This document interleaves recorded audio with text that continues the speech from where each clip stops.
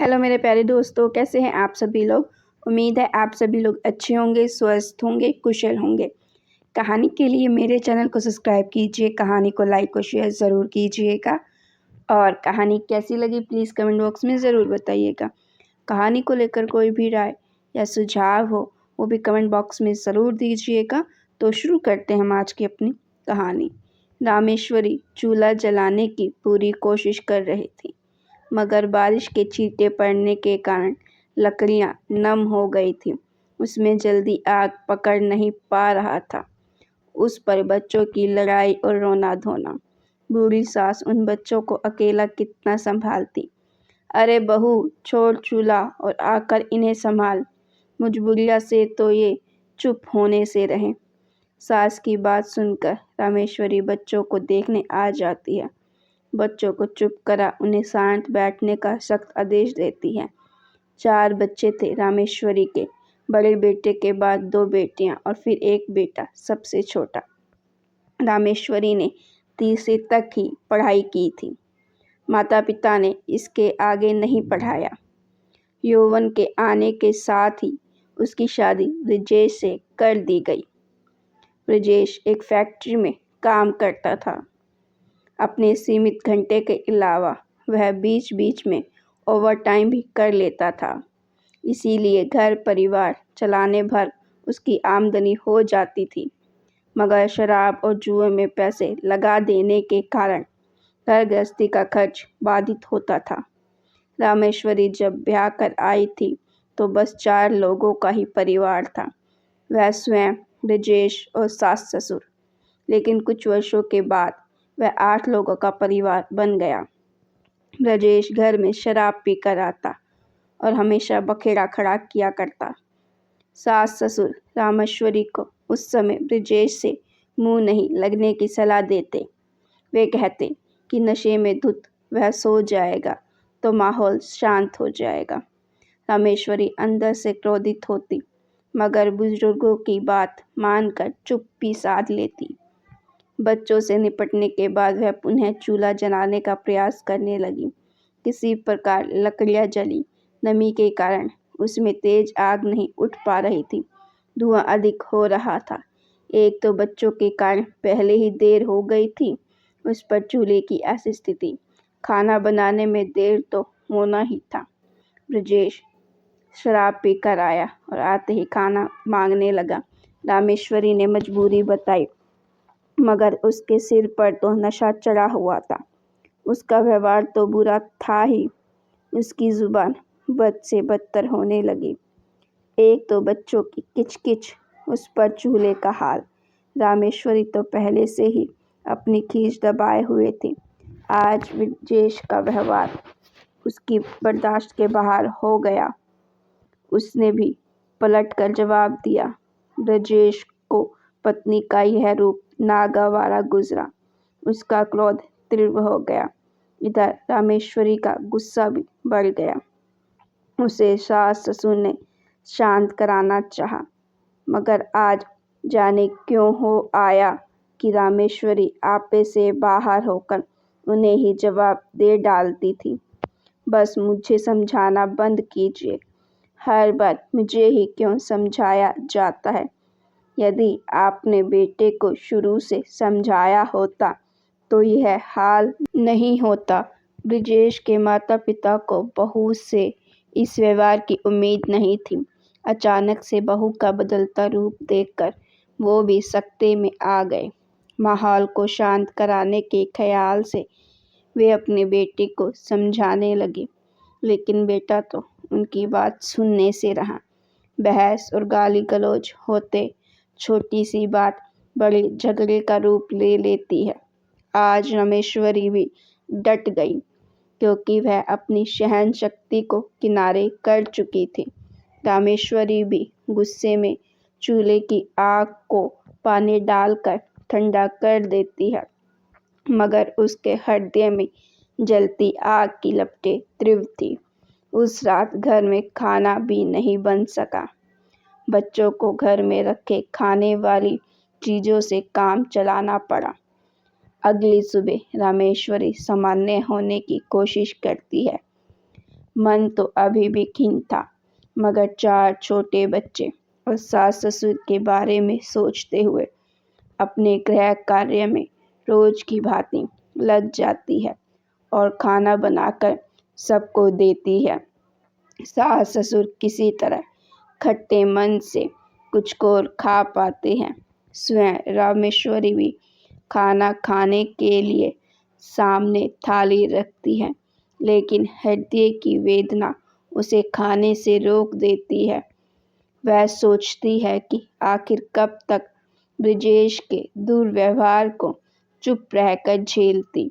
उसके सब्र का बांध टूट गया था, तभी तो उसके मुख से विरोध की शाब्दिक लहरें तेज धार की भांति बह निकली थी। दिन बीत गया, शाम होने चली थी। माता पिता बेटे की बाट जो रहे थे। रामेश्वरी की आंखें भी दरवाजे की तरफ अनायास मुड़ जाती।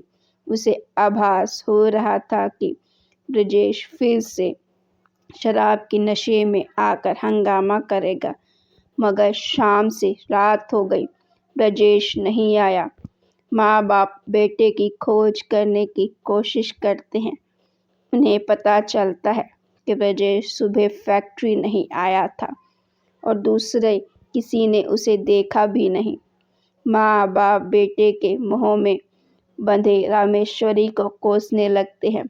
रामेश्वरी की आंखें उसके दर्द का एहसास करा रही थी। वह स्वयं को यह समझा नहीं पा रही थी कि गलती उसकी थी। हृदय में क्रोध का आवेग भी ऊपर होने लगा।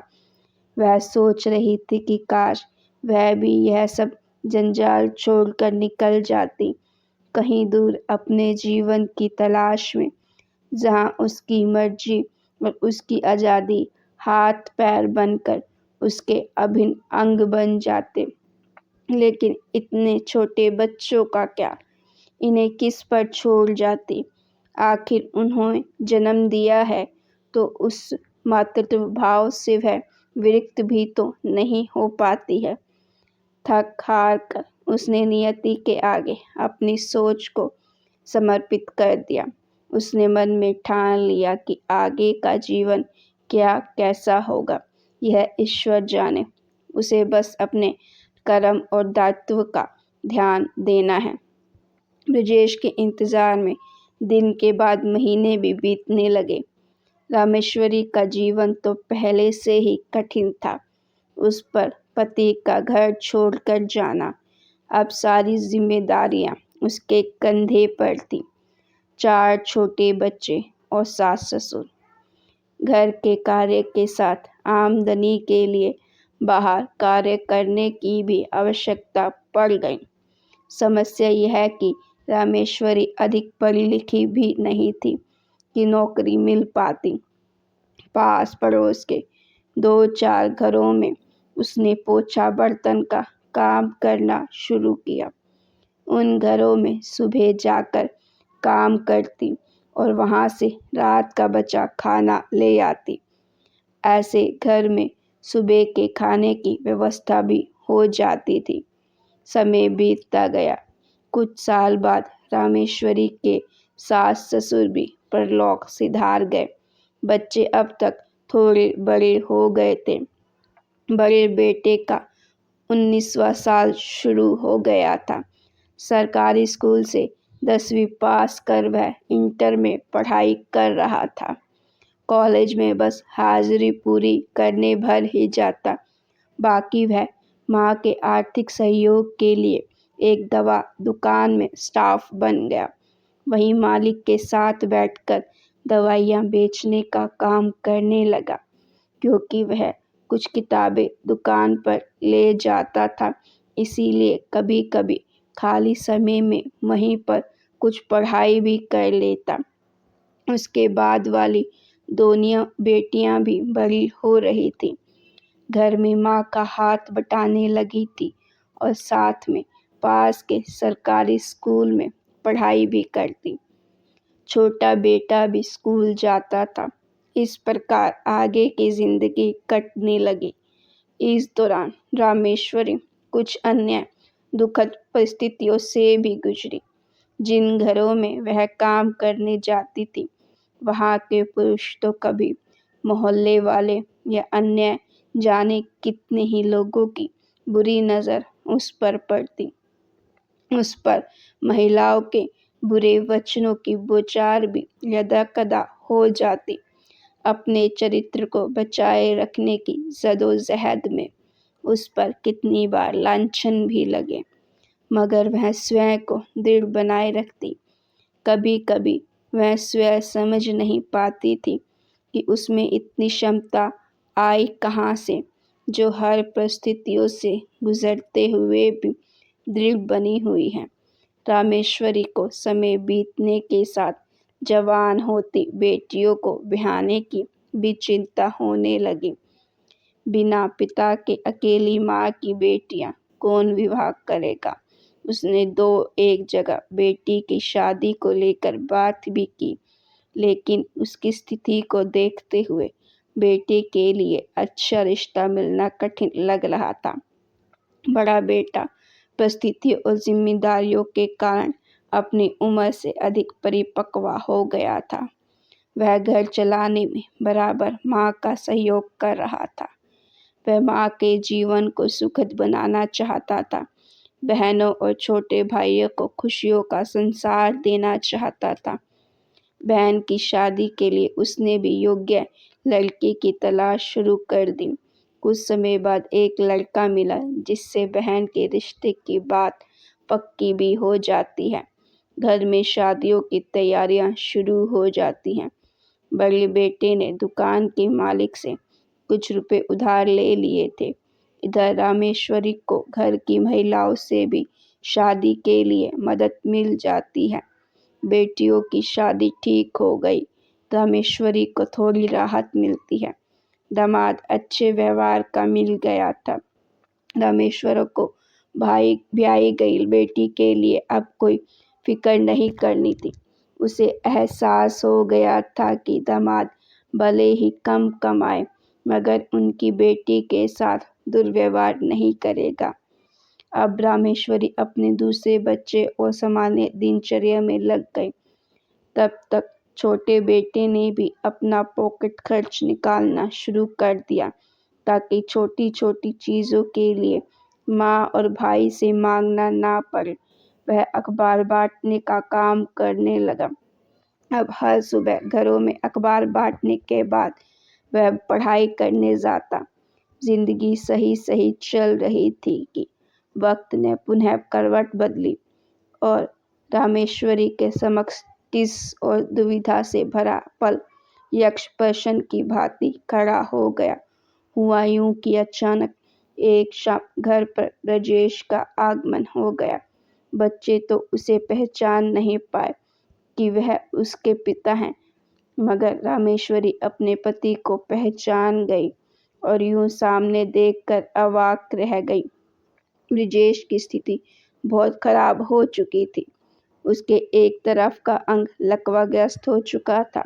वह डंडे के सहारे बेमुश्किल चल पाता था। शरीर से भी उम्र से भी अधिक बुरा दिखने लगा था।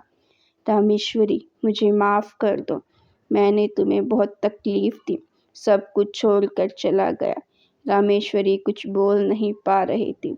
उसे अपने दर्द भरे लम्हे पुनः आंखों के आगे तैरने लगे। उसके संघर्ष भरे दिन उसे अपनी बात दोहरा रहे थे कि तुम आज भी मजबूत बनी रहो। भावनाओं के वशीभूत होकर कमज़ोर मत पड़ना।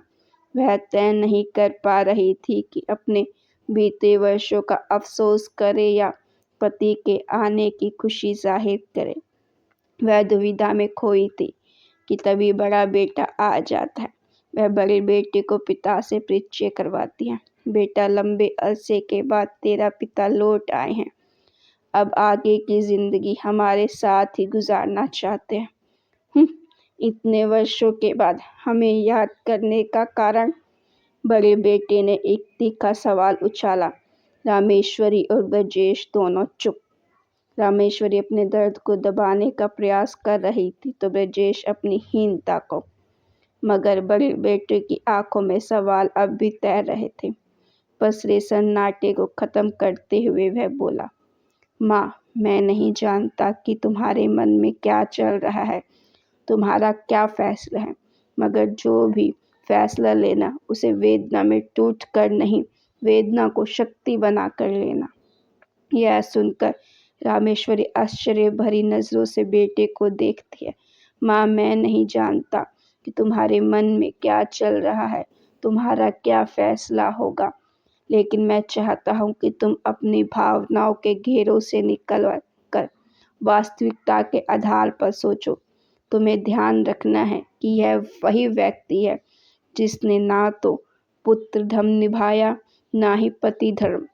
इन्होंने पिता धर्म का भी ज्ञान नहीं। ये सारे कर्तव्य तुमने अकेले निभाए हैं। अब जबकि इनको एक आसरा और सहारा चाहिए, तो वापस आए हैं परिवार के सदस्यों की पहचान लिए। मगर मैं इनसे पूछता हूँ कि इस परिवार में इतने सालों से इनकी क्या भूमिका रही। अब किस आधार पर यह हमें आश्रय की उम्मीद करते हैं, जबकि इन्होंने हमें बेसहारा छोड़ा था।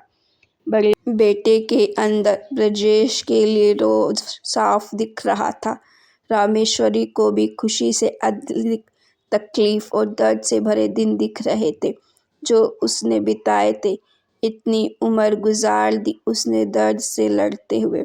उसने एक फैसला किया, सुनो, जब तुम्हारा स्नेहिला साथ मुझे और बच्चों को चाहिए था, तब तुमने जिम्मेदारियों से मुक्त होकर अपनी मन मर्जी की स्वच्छंद जिंदगी चुनी। हमारी छोड़ बूढ़े माता पिता के लिए भी तुम कोई दायित्व नहीं निभा पाए। अब हमारे पास आए हो तो अपने लाभ और ज़रूरत के हिसाब से मुझे माफ़ कर दो रामेश्वरी। ब्रजेश इससे अधिक नहीं बोल पाया। उसके लिए उसके बच्चों में स्नेह और लगाव का अभाव था। रामेश्वरी भी अपनी पीड़ा को महसूस कर रही थी जो उसे पति के कारण मिली थी। वह लांछन भरे कठिन दिनों को याद करती है जो वह पति के जाने के बाद गुजारी थी। अब तक वहाँ आसपास के कुछ लोग जमा हो गए। उन लोगों ने रामेश्वरी और बच्चों को समझाने की कोशिश की कि पिता की गलतियों को माफ़ करके उसे अपना ले और आश्रय दे। आखिर ब्रजेश उसका पति है। पति? कैसा पति? मेरे इससे कोई रिश्ता नहीं। कोई भी रिश्ता आत्मीयता पर आधारित होता है, प्रेम और फिर निभाई गई जिम्मेदारियां उस रिश्ते को और सुदृढ़ बनाती हैं, मगर हमारे रिश्ते में इनका अभाव है। कहते हुए रामेश्वरी की आंखें गीली हो जाती हैं। अब यह मृत रिश्ते को अपने स्वार्थ के कारण जीवित करने की कोशिश कर रहा है, जो शायद संभव नहीं। रामेश्वरी की बातें सुनकर ब्रजेश ठगा सा महसूस करता है। वह वापस मुड़ जाता है अनजान रास्ते की तरफ, मन में एक अपराध बोध लिए कि वह अपनी जिम्मेदारियों और रिश्तों से दूर भागता रहा। अब उसे जीवन के इस कठिन सच को अपनाना पड़ेगा। तो गाइस, आपको ये स्टोरी कैसी लगी? अगर आपको ये स्टोरी पसंद आई हो तो प्लीज़ स्टोरी को लाइक ज़रूर कीजिएगा और ऐसी स्टोरीज़ के लिए मेरे चैनल को सब्सक्राइब भी कीजिएगा। साथ में लगे बेल आइकन को भी दबा दीजिए।